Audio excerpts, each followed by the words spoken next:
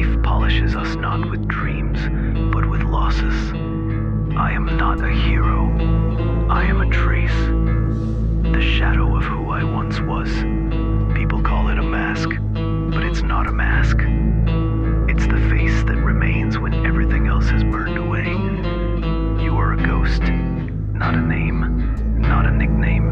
And if you have become one, it means you've been through what would break others. So go, without fear, without unnecessary words. You didn't survive to doubt now. I am Ghost. We are a squad of ghosts. We don't promise salvation. We come when there is no choice left. Silence. That's the only sound that meets us. There is no peace in it, only premonition. In places like this, even the air knows there is no way back. We move fast, precise, like a well-oiled mechanism. But inside each of us are our own cracks, our own scars, our own dead zones. They don't hinder us. They make us who we are. You ask what a person becomes when everything is taken from him. The answer is simple. He becomes someone who cannot be taken back. We are ghosts. We don't shine. We burn from within. Every step forward is a choice. Every breath a challenge to death. We do not seek glory. We do not seek forgiveness. We simply do what needs to be done. And if you hear our whisper, it means you are already too close to what others call the end. But for us, the end is only an entry point. It doesn't matter what my name is. Names are only echoes of the past. What matters is whether you are ready to hear the truth. Because the truth, like a bullet, does not require your consent to penetrate. The first rule of survival: don't be a tracer. Do you know what a tracer round is? It's beautiful. It flies bright, leaves a fiery tail. Everyone sees its path. Look at me, I'm flying. But a tracer has one fatal flaw. It works both ways. It shows the enemy where the shooter is. A tracer is a target. Modern men are obsessed with wanting to shine. You post your plans online. You brag about money you haven't earned yet. You seek approval from a crowd that doesn't care about you. Your New Year's fireworks, bright, loud, and disposable. Special forces operate differently. We are a heavy bullet with a suppressor. No one saw the flash. No one heard a sound. The result simply exists. Silence is a weapon. While you babble about your plans, you vent pressure through a valve. Energy is lost in the whistle. True power is mute. Gravity doesn't make noise, yet it holds planets. Radiation doesn't make noise, yet it passes through walls. Your task is to become depth. Stop looking for a spotlight to illuminate you. Become the one who sees in the dark. Accumulate so much silence within that your gaze bends metal. When a man is silent and acts, it inspires fear and respect. Before heading out on a mission, the team checks its gear. The second rule of survival: everything that doesn't save your life kills you. An extra kilogram in the mountains turns into a ton after 3 days. It slows you down. Lose speed, you die. Look at your mental backpack. What are you carrying? Grudges against your parents from 10 years ago? Memories of the woman who betrayed you? The fear of what will people think? Self-pity? That's trash. Those are stones. You want to storm the summit, but you're loaded like a donkey with past crap. We call this dumping. In combat, if a pack interferes with maneuvering, you cut it off. No regrets. Doesn't matter if there's canned meat inside. Life is more valuable. Ask yourself, what must I drop today? Who must I erase from my contact list? Which hope must I kill? Yes, precisely. Hope is a drug for the weak. Hope whispers, be patient, it will sort itself out. It won't. We have no hope. We have a plan and ammo. Your cracks and scars aren't deformities. They're places where you broke but healed and became twice as strong. Be proud of them, but don't whine about them. I will tell you a secret that will make you cold, but that cold sobers you. No chopper will come. No one is coming to rescue you. In civilian life, you are perpetual children. You expect a boss, a president, a wife, a rich friend to come and solve your problems. You expect an evacuation from your own life. Remember, the radio is broken. Coordinates are lost. You are alone in the woods.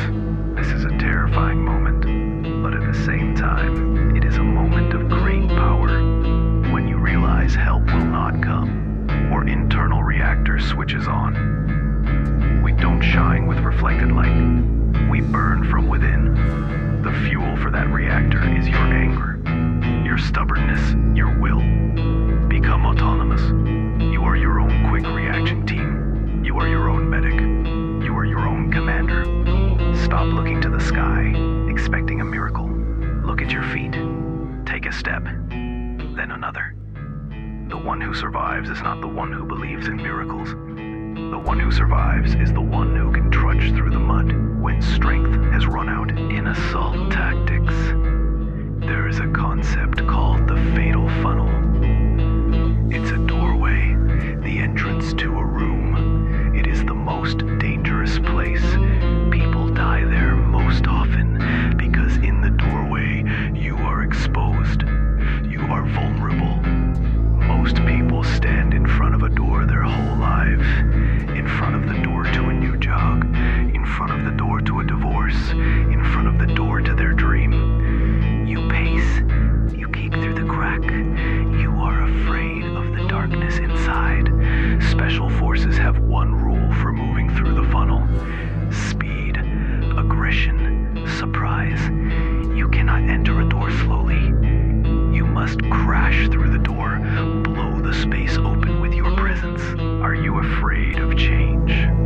Are you afraid that what's behind the door will be hell? I promise you, it will be hell. But hell is not the end. Hell is a training ground. Metal is tempered only in fire. At a comfortable room temperature, it rusts.